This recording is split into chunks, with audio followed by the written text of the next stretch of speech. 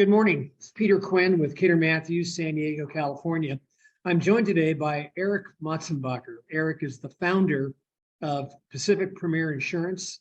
It's an independent agency that provides specialized counseling to business owners and needers of insurance, which is all of us. Erik went to San Diego State University, got his degree, Bachelor of Science in Business Management.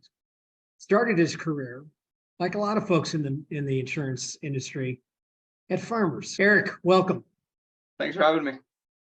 So, Erik, let's put you in the position of publisher of the Washington Post or the New York Times or the Wall Street Journal. So what is your headline that's at the top of your front page in today's paper? Yeah, that's a good question.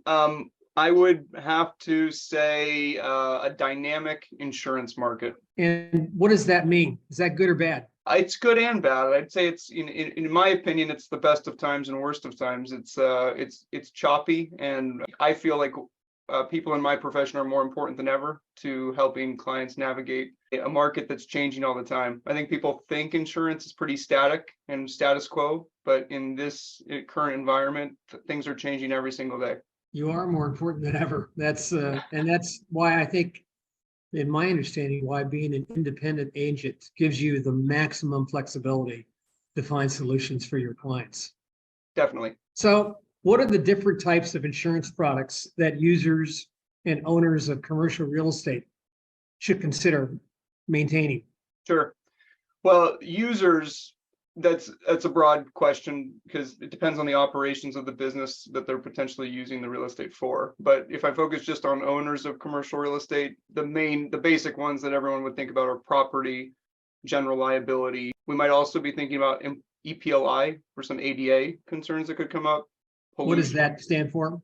Yeah, that stands for employment practices liability, which is more for having employees, but in some instances where you have a property that's out of ADA compliance, it could be used for ADA issues. Okay.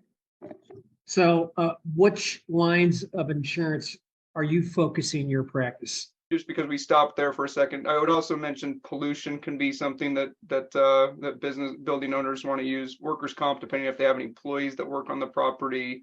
You may have hired or non-owned auto if there's autos in use. Crime and cyber insurance might be something that they need to think about, depending on if the business management uses or has deposits. E&O coverage is important if they are engaged in property management.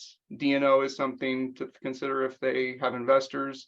And then if they're under construction, we'd be thinking about builder's risk or course of construction. I'm assuming that the cost for insurance has gone up in the last 18 months, along with every other consumer expense. Has each insurance product increased at the same rate? So we're in what is considered a hard insurance market, which just means that the negotiating leverage is on the side of the insurance company as opposed to the consumer.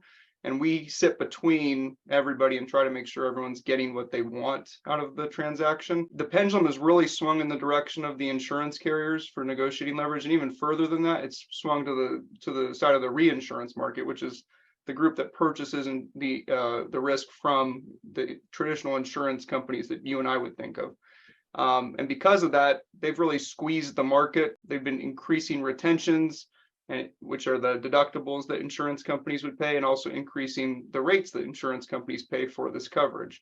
So depending on the line of business that we're talking about, rates are going up across the board and not necessarily in tandem. But this is a remarkably hard market, and that's why we're seeing those shifts upward. How have the financial markets affected what the cost of insurance is in 2023? Yeah, so I think insurance is a black box for most people. They don't spend too much time thinking about how the rate is derived, but a client's rate's made up of administrative costs and claims costs. And it's not just for them, but it's pooled people with similar characteristics or that are like them. So when we're thinking about the financial markets that we're in right now with inflation, as the cost of construction labor goes up, building materials go up, other inputs become more expensive, the insurance rates increase in tandem with those. In addition, we're looking at claims costs across the country. So we might be thinking about hurricanes, fires, and that sort of thing. And then compounding on top of that, which I hope we get into a little bit here, but there's government regulation that plays a role in insurance pricing too. And so that's had an effect on, I think, the overall marketplace as well. Eric, give me an example of government regulation that has directly impacted the cost for insurance products. Sure. So, I think that from my perspective, and I don't spend too much time dwelling on the politics, it's something that's above my pay grade. So I try to just control what I can control. But I think there's well-intended things that have been done in the last few years that haven't actually produced. In fact, they've probably produced the opposite of what the intended outcomes were. So insurance is one of those highly regulated products that has a lot of dependencies in order to get rates approved for consumer use. And the Department of Insurance has sort of slowed that down, I think, to try to protect the consumer from rising rates. The problem that has is if the insurance companies can't increase rates to meet the reinsurance costs that they're paying, they're not going to sell $20 bills for $10 each if they can't make a margin. And we're talking about a moderate margin. I mean, most insurance companies' margins are 4 to 5%, which, when you think about a business, that's pretty slim. It can swing to 105%, where you're going in the hole pretty quick with a couple bad claims years. But that's really the challenge that they're up against, kind of a rock and a hard place between government regulation and just the costs that they have to endure. So the predictable effect of unintended consequences, right? Sure, and I'll give you another example. AIG is a well-known insurance company. They had a big foothold in market share in high-end homeowners in California. They pulled out of the market entirely for that reason. They've just said, look, we can't do business like this. And so when an insurance carrier like that pulls out of a market, you have a vacuum where we have to then go find another substitute market for that. And not a lot of the other insurance carriers are looking at that business as something that they want to capture. So it's reduced competition for that business. And as a result, prices are actually going higher for consumers than they may have otherwise. Wow. So are there any particular industries that you're focusing your marketing and clients service? Yeah, so our practice is really focused around real estate and real estate related services. If you're involved in the ownership or management of commercial real estate, or residential real estate for that matter, 1 to 4 units, we want to talk with you. We work on everything from apartments to office buildings, industrial, mixed use, all the way to HOAs, buildings that are under construction, and like I said, single family homes and any ancillary needs that those properties might have. So are there businesses or industries that you try to avoid? Yeah, so this is always a fun question for me because I have friends in insurance that are in different disciplines. Maybe they're in health benefits or something like that, and they can be a lot more industry agnostic than I can be.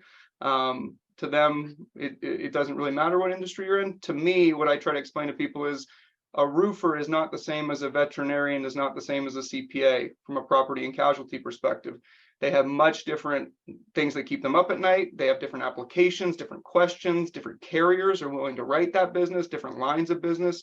So we have to be a little bit picky and choosy about who we work with. Like I, for example, don't know anything about trucking really. That's not something that would be a good risk for me. But I know people who just do trucking as a specialty. So if someone came to me with a trucking company risk, I would say, let me get you to the people who can really fit that need for you. But what we focus on is real estate and real estate related services. I think focus has been probably a condition and a result of your success. That's fantastic. So did the pandemic create any obstacles for you? It's a good question. Initially, it was a bit confusing. We were 100% in office prior to the pandemic beginning. We are definitely more online now. But I look back on that time and think it was actually pretty manageable. We were nimble as a company and we handled it pretty well. I think the biggest hurdle that's kind of remained is with our large carrier partners, because that was a lot more like turning the Titanic. They had big tenured workforces that took this as an off-ramp to exit the profession. And then they had a lot of people moving up in roles. There were a lot of, scale and multiple dependencies in place. So just by virtue of their size, I think it's been harder for them to play catch up, and we can only go as fast as they can in some instances. So I think that's been our largest challenge, that is legacy. Yeah, I think everybody's having the same problem. It's, not just your industry, keeping employees at all levels of service industries has been pretty critical. Yeah. So give me, if you can, an example of how you've been able to solve a complex problem for one of your clients. Absolutely. So we've had a number of kind of interesting challenges over the last year. We've had clients taking prospects coming to us seeing double-digit rate increases, people being non-renewed by their current insurance company, people who were unable to sell their properties because the prospective buyers couldn't find insurance. In all these situations, we're a pretty good fit. There are really large firms that do exactly what we do, but unless you're paying millions of dollars a year in premium, they might not be a good fit for you. So we're really positioned to provide solutions for this current market that we're in to small and middle market real estate professionals. Excellent. So what's the most common question you're getting from a client? The most common question is definitely, why are my rates going up, especially if they've never had a claim? And that's a good question. That's a fair question. Wow. And sounds like there's lots of reasons why they are experiencing increases in premium, right? There are. And I think the most important thing is to understand that not everyone lives and breathes insurance, and communication is key to understanding why this is going on and how we can best tackle the challenges in front of us. So, Erik, what are you doing for fun these days? I'm kind of a homebody, actually. So a lot of time walking my dog, a lot of time hanging out with my wife and cooking food, and a lot of home improvement projects, actually. And when I'm not at home, I'm a pretty passionate snowboarder. Being from Lake Tahoe initially, I spent a lot of time in the mountains. But haven't had too many opportunities this year. We are busy. Well, I know you are, and that's why I so appreciate you taking the time to visit with us today. Folks, we've been talking with Erik Motsenbocker. He is the founder and CEO of Pacific Premier Insurance. Pacific Premier is an independent insurance agency that can provide uniquely crafted solutions for your insurance needs. Erik, have a great weekend. Thank you. Thank you, Peter.